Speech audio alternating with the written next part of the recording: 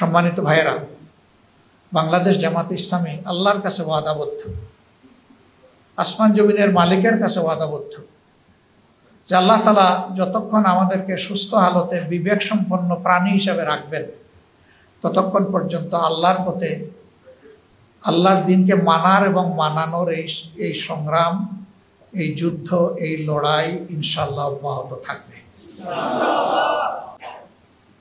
এখন দুনিয়ার লড়াই হয় দুই ধরনের, একটা গতানুগতিক অস্ত্রের লড়াই আর একটা বুদ্ধিভিত্তিক লড়াই।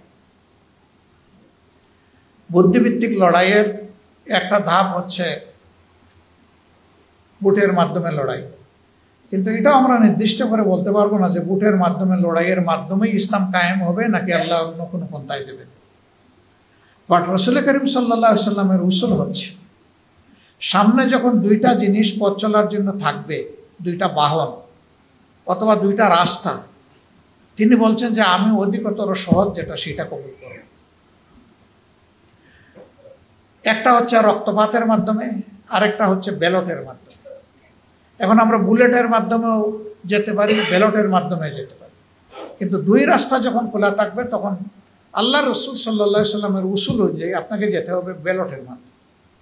এই জায়গায় আবার অনেকে একটু কনফিউজড হন, দ্বিধাগ্রস্ত হন যে ইসলামে গণতন্ত্র হালাল কিনা।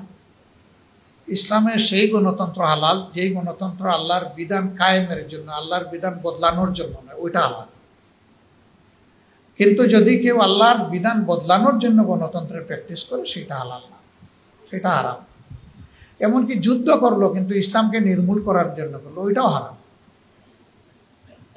তাহলে সবকিছু হতে হবে লিওয়াজহিল্লাহ, আল্লাহর জন্য, আল্লাহর পথে, আল্লাহর ইচ্ছাকে বাস্তবায়ন করার জন্য।